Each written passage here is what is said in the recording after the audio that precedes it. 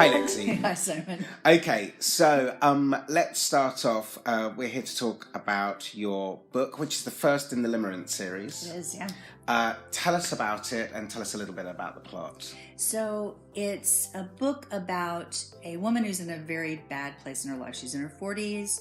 Life has not gone well for her. And she has, in essence, kind of disappeared from her own life. This happens to people sometimes. So her husband had died. She's in a relationship with a guy who's not a nice person. And she meets on the basketball court someone who ends up being an eternal youth, although she doesn't know that when she meets him. And how that changes her life and what happens there. And also then it's a contrast as well with what's happening in her law firm, which is supposed to be good and upright, and and it really isn't. That's very interesting that you have those two sort of stories running in parallel, because there's a bit of a thriller element going on. Yeah. And then either above it or underneath it, however the reader chooses to sort of interpret it, there's the supernatural element going on as well. Right. Was that difficult to write? No, that's actually kind of how I write, right? Because I always think in a way that genres feel forced, in a way, because life is not really like that. So this there's absolutely a thriller element, there's absolutely a supernatural element, there's also a romance element. So all of those are in because that's how life is. So I think I like reading books like that, so I wanted to write books like that. Cool. Okay, and as I said before, this is the first in a series of what you're calling the Limerent Series. Limerent Series, yeah. So, Limerent, tell us about that word, because it's a thing, isn't it? It's a genre that you're creating. Yeah, I like the fact that it's not a commonly used word. You don't hear it a lot, right? I'd never heard it before. Yeah. So it's a psychological term, and it means like that kind of insane, crazy love you feel for someone. It's like the Van Gogh cutting off his ear kind of love thing, or when you're a teenager and you have that passionate, if I don't have this person, I'm going to die kind of love.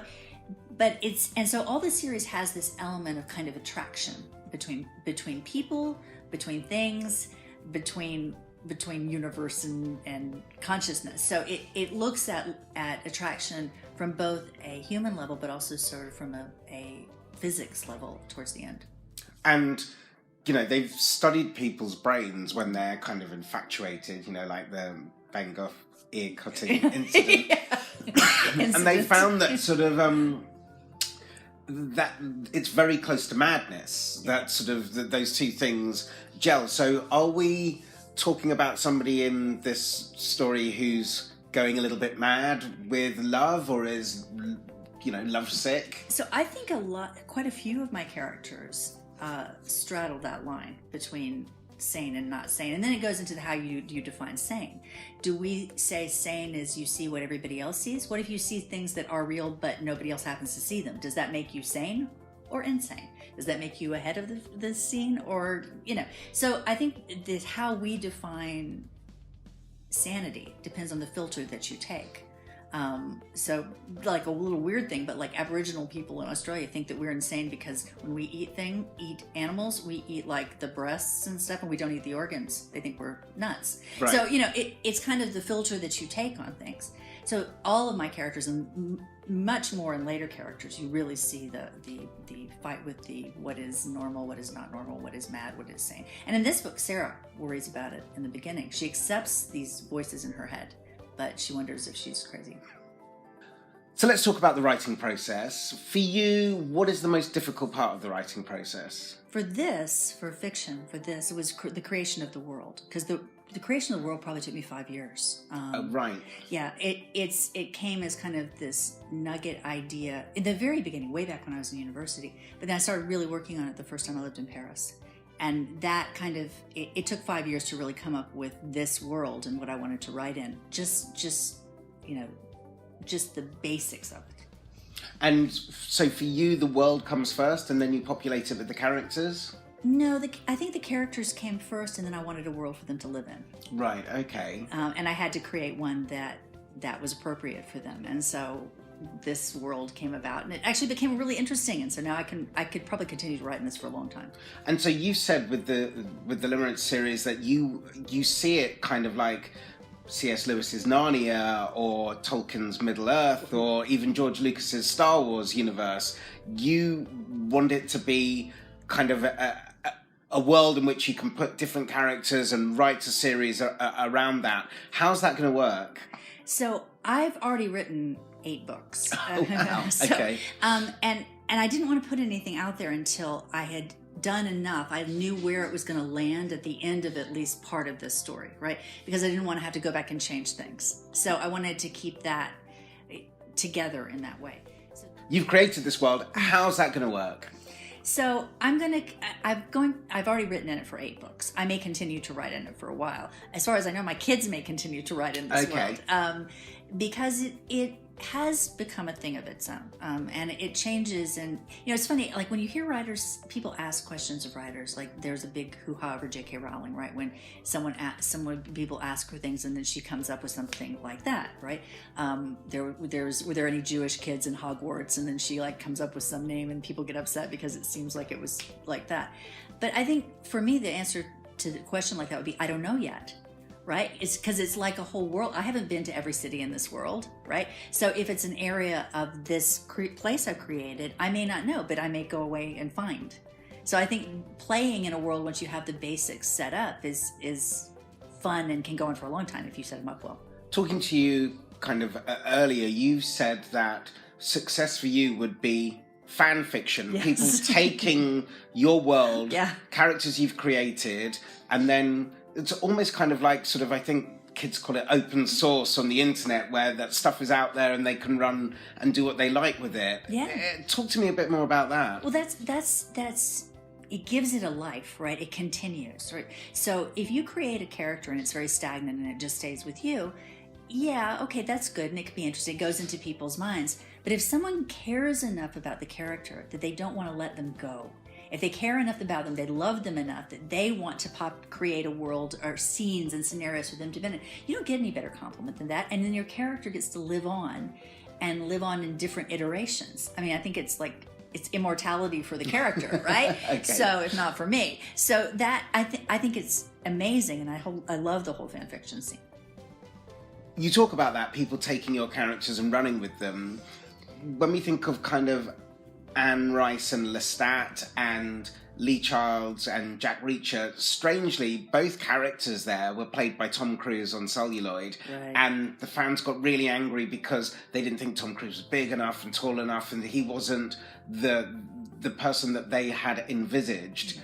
Would you have that same kind of... that same sort of hold over your characters? Would you be, if somebody wanted to interpret them and make them look a different way, how would you feel about people running with it and doing that? Yeah, so I'm fine with it because it's that difference between the appearance with the outer side versus the substance of the thing underneath. And if the substance remains the same, if the character is true to the character, I don't really care what differences are made there, right? It might even make it interesting. Right. I do understand why fans get freaked out, though, because in your mind you read something and you think this is what this person looks like and this is who this person is. But from my perspective, I probably wouldn't. That wouldn't bother me really at all. So you've got this one series, a bit like, and we've touched on J.K. Rowling and sort of the Wizarding World. She writes, obviously, Cormoran Strike under a different name, Stephen King, who we're going to go on to talk about because I've found a lot of parallels with your writing and Stephen King's writing. He writes, I think it's Richard Bachman, under a different name. Do you think that you'll do other fiction and write under a pseudonym? Were you interested in maybe using a pseudonym for this series? So unless I become huge like Stephen King, I don't really think I'm going to need that. It'd be a great idea to have. But I think I'm comfortable, even though there's some controversy elements in everything that I write, quite frankly, because I don't seem to be able to stay away from it. I think I don't need that. Like, I don't need that cover. I'm not that big yet. So it's fine. Let's talk a little bit more about sort of some of the themes in the book. There is obviously the theme of eternal life. There's a theme as well in some ways of kind of young old relationships. A book I know that you feel an affinity to is Lolita. And tell us about that. When you were younger, it was a book that you really liked and really enjoyed. Yeah, I think I liked it I saw a lot in that book, really. I saw a lot besides just the obvious. You know, and I'm sure a lot of people would disagree with me about this, but I think in the end of the story, the character Humbert he's redeemed, I think, in the very end by the fact that he's no longer just crazy about a young girl. It's this one girl, even as she's gotten older. So, but it was a controversial book for good reason, right? It's a disturbing book. The character is disturbing. This book, to me, almost felt like the anti-Lolita. So you have, in Lolita, Humbert is the one who pursues her, right, to the point of her mother dying. He's the one who focuses everything. She's not not participating, but he's the major focus there. In this book, Sarah doesn't view Caio in that kind of way. Like, she is immediately very fascinated with him because he sees her. Like, no one in her life sees her. He actually looks at her like she's an interesting person. He treats her with respect. So that doesn't happen with the other people in her life. So what she finds appealing about him is that it is not appearance. It is more the substance that's beneath it, which is somebody that's a much older soul, right? So that was a theme that I wanted to pursue, given this world that we're in, where so much is focusing on what's outside. So much is focusing on, let's put filters on ourselves so we look a particular way, and we have to be.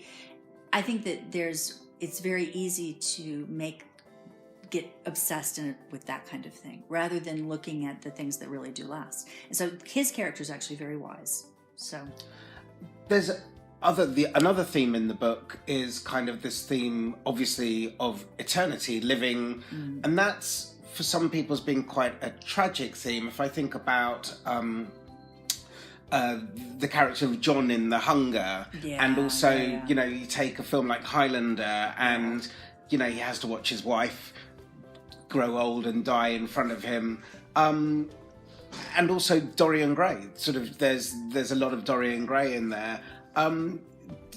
Did you feel that when you're writing the book, of this tragic element of eternity? I did, and you mentioned some books and some movies that I have always really loved. I love The Hunger. I really love Dorian Gray.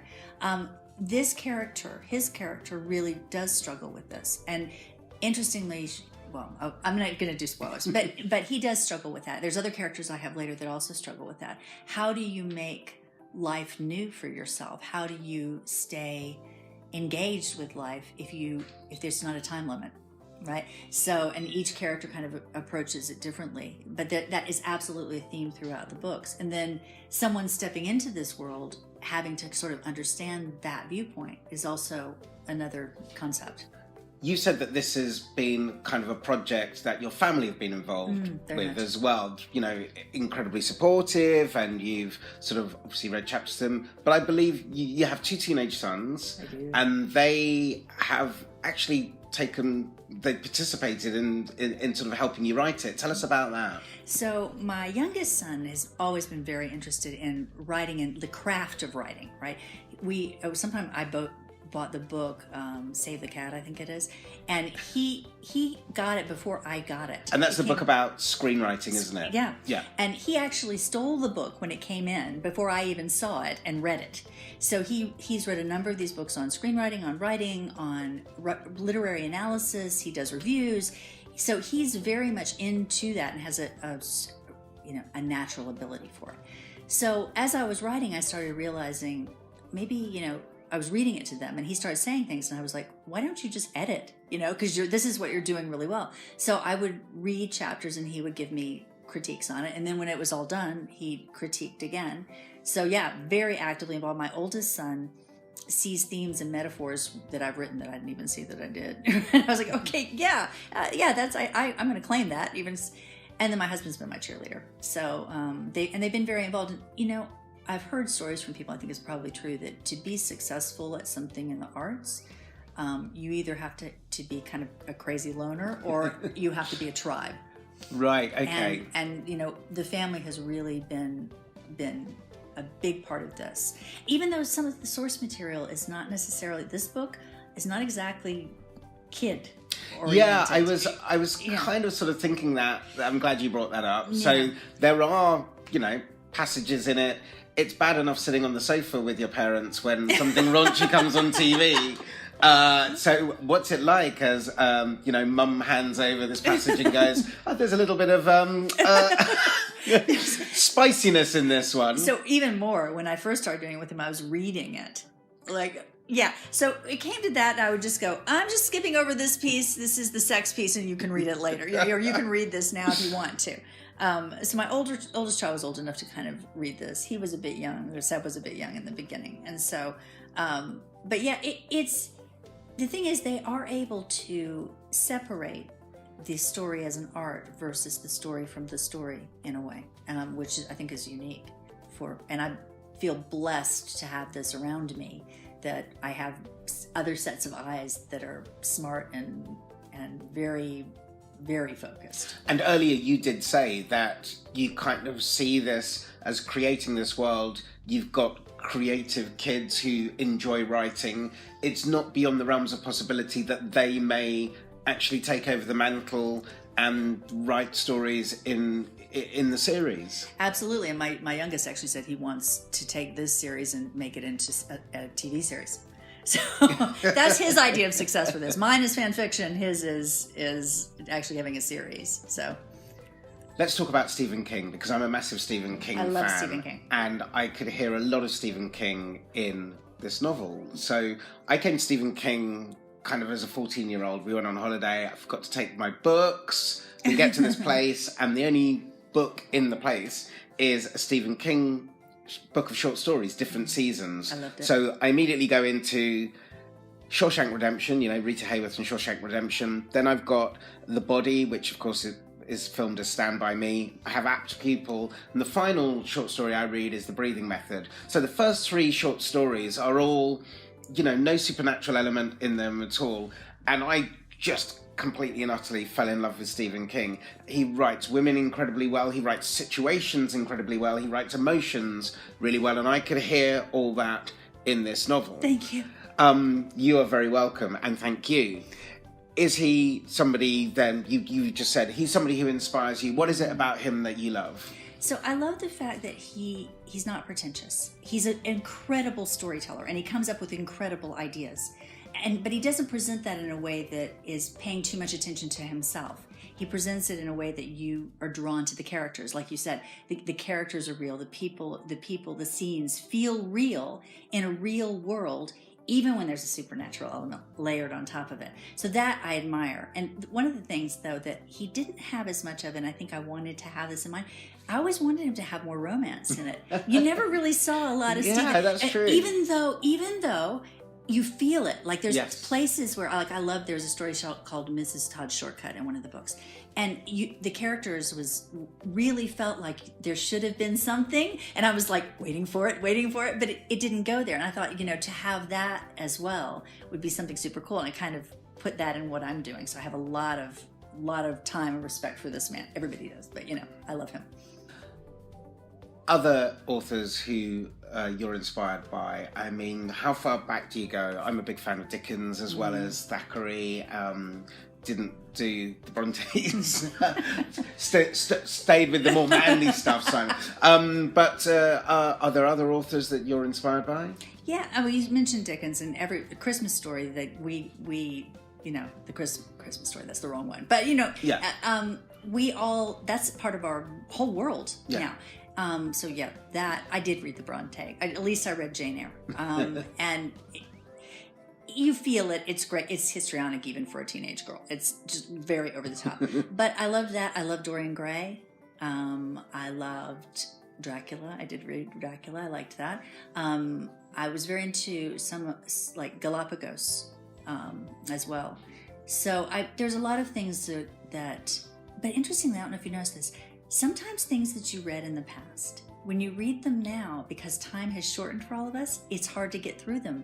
Like I used to love Ray Bradbury. Right. But now when you read Ray Bradbury, it feels very wordy. So it's funny how people change as well. But Stephen King has held up. Do you think that's anything to do with how we're consuming stuff that we read as well? Twitter, 280 characters, and, we're very time poor, or we feel time poor, and that can be just getting people to sit down and read a novel. Writing a novel, hey, well done you. Yeah. But then trying to get people to sit down and read a novel, do you kind of feel that it's so many distractions around at the moment? I think that, absolutely. I think that we live in a world now that requires that we have divided attention almost all the time. Even when we're reading, something's going on in the background, we're waiting for a phone call, we get something, we don't have the reading as the only form of entertainment thing going on for us anymore. Now it's our lives are very distracting. And that's why, and to counter with that, we have things like audiobooks, right? Yeah. Which allow us to do that. I'm not making a call on whether that's good or bad, but it is what it is. And so books that I used to read that I would have loved, now I can't, what I do is I go and read sections. Oh, I remember this scene, right? I read this whole scene. So interestingly, I sort of took your book and then copied and pasted it into a reading app. Oh, wow. And I have a voice reading it out that is incredibly dispassionate. And sort of the first minute or so, I was thinking, can I sort of get by on this sort of Stephen Hawking-esque voice? But your imagination takes over, and so I'm able to kind of walk to the tube and still be hearing it. And I find audiobooks a really, really good way of sort of focusing me in a moment and making me sort of listen to stuff. And I'm a big fan of Audible. So we're actually looking at making this into an audiobook as well. And will you be reading it? That's what we're trying to figure out. Let's talk about the characters, and let's talk about some of the themes of the book. I said earlier that one of the characters just wringing their neck, and you did say to me, that's actually sort of loosely based on someone. Is it difficult writing characters who there is a truth in there? Or is it easy coming up with somebody who's based on someone, and harder creating a character from scratch? So it's interesting because they come different ways, right? Characters usually kind of just show up in my head, but not fully formed. So if that character, right, was an amalgam sort of people I've known, but also women in my life who have been involved with men who were very unpleasant, kind of made it into this one person who has all of those elements, therefore is even more despicable. I think all characters also, in essence, are things you find inside yourself, right? So, you have to dig in that too. Sometimes the characters come from a picture, or, I've actually had anime as a template for a couple characters, like this picture that I thought that was really cool. But then you have to populate it. So everything is an amalgam. I don't think anyone really, or I don't know of anyone who would write characters that are purely based on one person, even if from the fact that you don't even know that person. You don't really know anybody. So it's always a mix. And then obviously, because we're talking about sort of a character who is eternal, that is a supernatural element. How much of that comes from you? Would you say that let's start with the basic question. Do you believe in ghosts? Are you a believer of the supernatural? I think so, yeah. I think that there are things we don't see. There are things we can't see. If we think about it, if we were to go back in time to, 1000 BC with some aspirin, everybody would think that we were magical, right? So what we consider, what we know and what we don't know sort of defines whether we think something is magical or we think it's real, right? Yeah. So I think there's a lot we don't know. And I think there's a lot that's happening in the world around us that we don't see or don't even choose to see. So absolutely, there's stuff in the books that I've written that kind of have happened to me. So yes, but I don't view it from that. I also don't really view it as supernatural. I think it's just natural. We don't see it yet. I guess one of the themes in the book is this idea of beauty. And we've talked about Dorian Gray, but there's also the book by Thomas Mann, Death in Venice, and it's this idea of seeing something or having this perfect idea of beauty, and not in a kind of physical way, but just appreciating beauty for beauty's sake. Is that something that you've experienced? Is that something that you wanted to try and capture in the writing? Because it comes across very well, I have to say. So what's interesting to me is in my mind, in the visuals of my character, none of my characters are beautiful in the way they look, right? If you just took them, put them on they're not ugly. I mean, Sarah describes herself as Raggedy Ann in one moment. Right, exactly. But how they see each other, that's where you see that beauty thing. So Caio is not beautiful, but this is how she sees him. And it's not what he looks like. It's the way he looks at her, the way he smiles at her, the way he pays attention to her, right? That makes the person become beautiful to you. You know, after a while, if you're married, right? Your spouse, you don't really see what they look like anymore. You see them, like, and this person that's lived your life with you, and this person who has all this history with you. And that's what becomes real over time. And this notion that we have now, where you've seen it, like the everybody on Instagram, the pictures, the filters. For the tape, she is pouting. Yeah, the male models with, I just happened to be sitting with my shirt off in the middle of this hotel, like all this stuff, which is very, very superficial. And so I wanted to take something that was very obvious in that way, which is the fact that this Caio looks young, and saying, see, it's not what it seems, right? This person who seems young is really not, right? And has not only age, but depth and experience and understanding from the pain that it takes going through that kind of life. So that was really important to me to say for people, there's so much more than just this. So, this is, as you said, is going to be the first book in a series of books. When can we expect to see the other books? What does the future hold for the Limerent Series? Tell us about that. So right now, we're thinking that the next book in the series will come out in October of this year. Wow. Because I've written 8, all in various stages of editing. Okay. And this next one is in its final edit and largely ready to go. So we just need to give it a little bit of time to get the copy done and the cover done. And I paid a lot of attention to cover. Yeah. So to get all that done. And then after that, we're probably looking at trying to put something out every 9 months to. That's kind of prolific.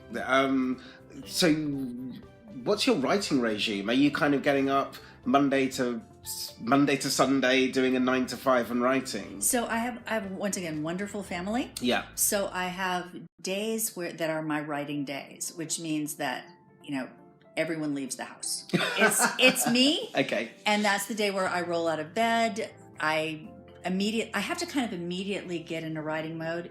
If I don't, then I have to get bored. So it's either roll out of bed and write, or it's go do stuff, then come back and spend 2 hours doing nothing, and then I need boredom to write. Right. But the family has been great about that. They're very helpful with that, and I write a lot, and I don't use a lot of what I write too. So okay. Wow. So you write stuff and you realize it's crap, and you kind of throw it away and put it in a file. So you're quite good at being able to, what I call, killing your babies. I do it. Yeah. Yeah. I don't do it. That's difficult though. You don't want to edit while writing. So while you're writing, you want to just do whatever. And then at the end of the day, or whenever you're editing it, that's when you put into the kill your baby's hat. Nope, didn't work. It's interesting that you don't use the word rewrite. I've heard people say there's no such thing as rewriting. It's all writing. It's all writing. Yeah. Okay. Yeah. No, I don't. Yes, I don't think of it that way. And sometimes, like this book came out of the fact that I had this cool character and he had a cool backstory, but I didn't have anywhere to put the backstory in the book. So I was like, okay, maybe it needs its own section. And then I had this character of Sarah in the back of my head, who was somebody I wanted something good to happen for. And I was like, connect, right? So I do that kind of thing a lot. October 2023, that's very, very exciting. So everybody's got to get Caio, buy Caio, it's available now, and read it, and then, think about it over the summer, and as you would say, the fall. Yes, the fall. The fall we'll have another book. Any idea? Can you tell us what it's going to be called, or is that... Bright Midnights. Bright Midnights. Yeah. Okay, really looking forward to that, Lexi. Lovely chatting to you. It was great talking to you. And, best of luck. Love the book.